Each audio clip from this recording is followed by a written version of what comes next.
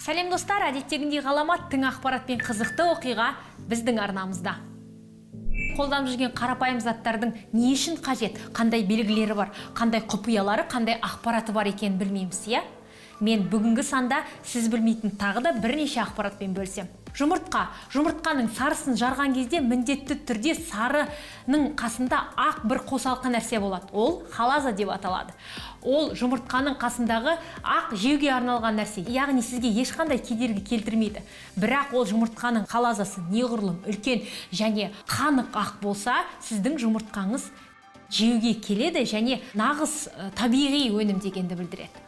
Степлер. Сіз степлермен күнделікті қағаз қысасыз, бірақ төменгі жағындағы қосалқы екі ойығы не үшін екенін білесіз бе? Мен сізге айтып берейін. Ол степлеріңізді қысылған кезде ішке жаққа кіру үшін арналған құрылғы. Егер сол екі түтікше тесігі болмаса, сіздің степлеріңіз қыспай, екі жаққа ажырап кетуі әбден мүмкін. M&M's сүйікті шоколадымыздың бірі. Ол не үшін шықты, қайдан пайда болды және ол кім үшін арналған деп ойлайсыз? Бірден қарағанда жасыл, қызыл, керемет бейнедегі M&M's балалар үшін арналған секілді. Алайда олай емес. M&M'сті 20 ғасырдың ортасында арнайы солдаттар үшін Марс және Мюррей ойлап тапқан. Ондағы мақсат солдаттардың көңіл күйін көтеру үшін тәтті беру керек болған, яғни шоколад беру керек болған. О бастан плиткалық шоколадтарды берілген. Плиткалық шоколадтардың қолайсыз болғаны, ол қолда ерейді, тасуға мүмкіндігі жоқ, тез еріп кетеді. Сондықтан да сыртқы, яғни M&M'стің оболочкасы сияқты ерімейтін шағын шоколадтарды жеуге, тасуға, қолға салуға, жалпы тасымалдауға қолайлы болу үшін түрлі түсті етіп жасайды. О бастан M&M'стегі M әріпі қара түстес болған. Кейін оны көңіл күйді көтеру үшін логотипін өзгертіп, ақ түске айналдырған. Достар, сіздерге ақпарат қызық болса, міндетті түрде біздің арнамызға жазылып, лайк басыңыз. iPhone барлығымыз қолданамыз. Бейне түсіреміз, күнделікті қолданысқа енген керемет гаджеттің бірі. Бірақ сыртқы бейне камерасымен бейне түсірген кезде дыбыс жазуына көңіліміз толмай жатады, тіпті камерасына да. Алайда оны қалай шешті? iPhone 5S-тен бастап сыртқы гаджеттің бірінде мынандай шағын түтікше, яғни тесік бар. Ол не үшін арналған? Ол қандай да бір қосалқы шам немесе басқа нәрсеге арналған нәрсе емес. Тек қана iPhone-ның сыртқы камерасының дыбысын жақсарту үшін о жерге қосалқы дыбыс қойған. Бірақ көбісі оны біле бермейді. Дәл сол түтікше сізде чехолмен немесе шынымен қорғаушы нәрселермен жабық болса, міндетті түрде қазіргідей iPhone-ыңызда дыбысыңыз нашар жазылады. Біліп жүріңіз ақпарат үшін. Газдалған сусындардың көбісі толық құйылмайды.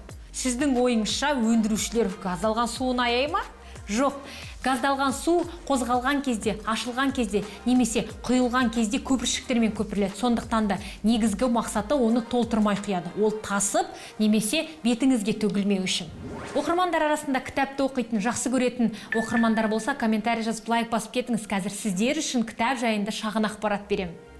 Кітаптың шетіндегі қалған орындар, бос орындар, біз үшін, сіз үшін тек қана дизайн болуы мүмкін. Әлбетте, бұрынғы заманда кітапты оқыған кезде көп аша бергендіктен, саусақтар тие бергендіктен, оны бүктей бергендіктен ол жер көп зақымдалатын болған. Сондықтан да ол жердегі әріптер дұрыс оқылмай, кітап деформацияға ұшырайды. Сондықтан да кейінгі шығарылған кітаптардың көбінде шетінен ақ таза орын қалдырған. Және де кітапханалар өте үлкен.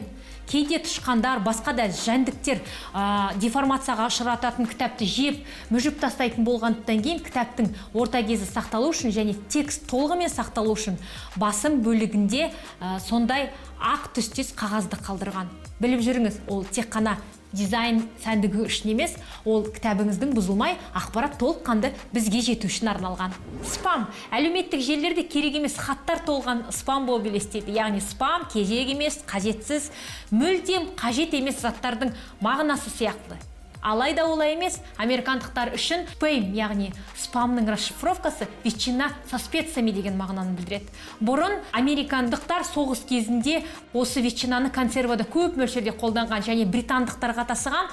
Британдықтар ветчина со специями көп мөлшерде қолданғаннан кейін оны спэм, яғни жемеймін, қажет емес, көп болып кетті деген мағынада қолданған, кейін спэм, яғни спам сөзі қажет емес деген сөзге айналып кеткен.